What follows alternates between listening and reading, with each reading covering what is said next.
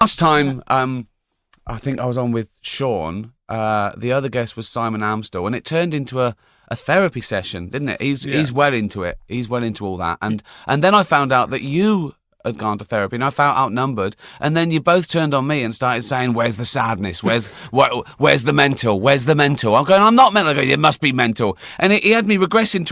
I was trying to find bad memories when I was like 8 or 9, and I couldn't really, or even the ones that I found that was sort of like, oh, that could have been, like when my dad was drunk and burnt the car. I was thinking, but I don't feel bad, because you can't go back in retrospect and feel bad. No. Either, you know what I mean? I probably did feel bad at the time, but so... You've been in therapy? Yeah. What for? For all of it. Take your pick. I was very depressed, very angry. I should just explain. Can I just sum it up with that little soundbite? Of course you can. He once went to hospital. Sums his life up, right? Because he was choking on an antidepressant pill. So, talking about making it worse. I sort of view it like, you watch Mr. Bean, and he's really funny. But in real life, Mr. Bean would be a very tortured soul. He'd be in therapy like me. That's how I feel. Yeah. Like if in real life, Mr. Bean would be like, "You're not going to fucking believe what I've done this week, Doc." Exactly. Fucking drove my car on a sofa on top of it. Exactly, yeah.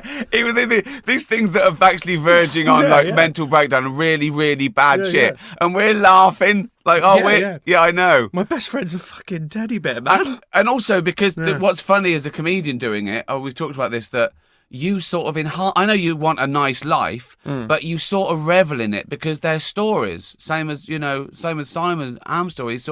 He wants to get well and good and be whatever normal is, right? But also, it's a source of material. Yeah. Well, I try and rule all stress out of my life. Yeah. I'd rather make stuff up than actually go through one bad minute. I don't want that bad minute, And as we spoke last, Diane, she's just too lazy to do anything. She said last time that she could just sit and stare all day.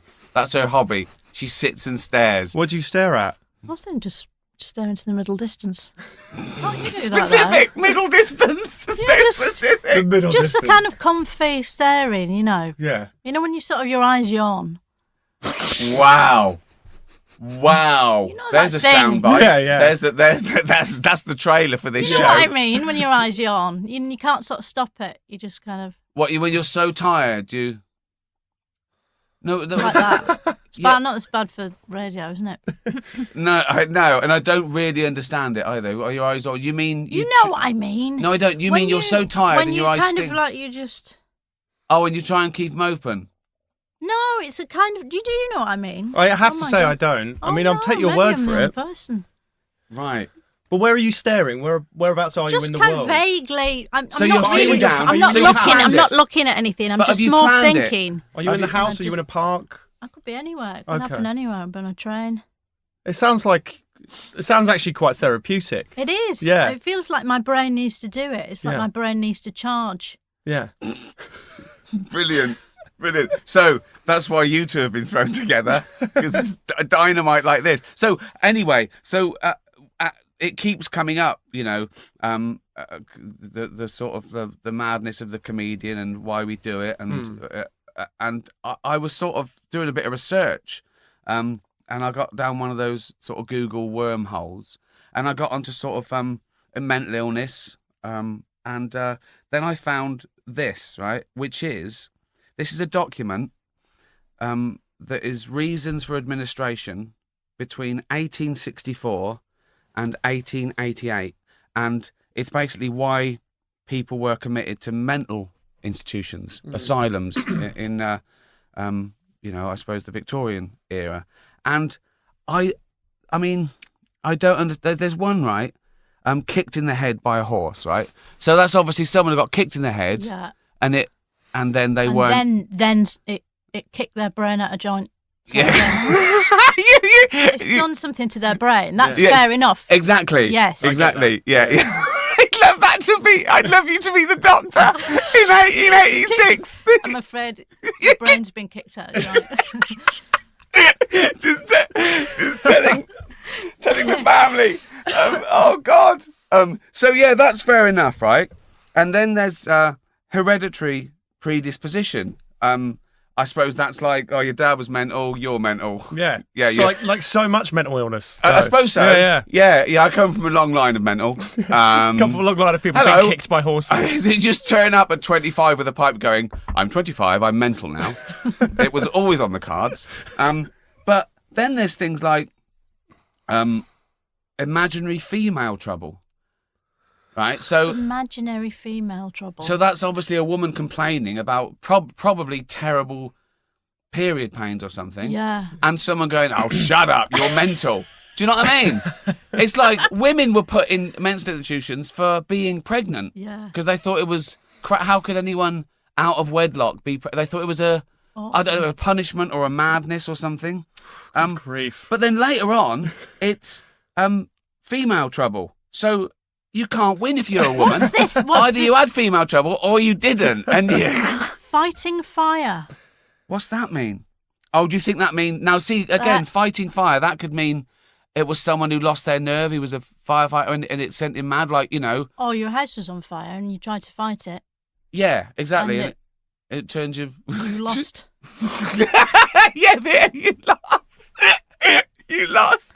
Right. Immoral life... Imprisonment, jealousy and religion. Jealousy and religion. Jealousy and religion. Surely one would counter the other. Maybe. Yeah. I don't know what you'd be. Laziness. I'm in trouble. Marriage of sons. You see, that's obviously a poor woman who lost her son. And thought, oh no. Masturbation and syphilis. That's fair enough. Is it though? Well, yeah. Well, the masturbation bit is irrelevant. The syphilis, that does affect... That makes you go mad, doesn't it? It makes you go mad, yeah. Well, surely just say syphilis then. Just say syphilis. This next one's my favourite. Right. Masturbation for 30 years. so I don't know, this guy... 30 years. I don't know. So he's probably about 42, right? So I started when I was 12. And I'm absolutely mental. I've wanked myself mental. To be honest, I am. Here I go again. But there's incredible menstrual deranged. Again, they didn't understand what was happening. No, I suppose this is the best one coming up, isn't it? What? Novel reading. That's definitely a woman. Or a man thought, getting ideas. My wife's been reading novels. She's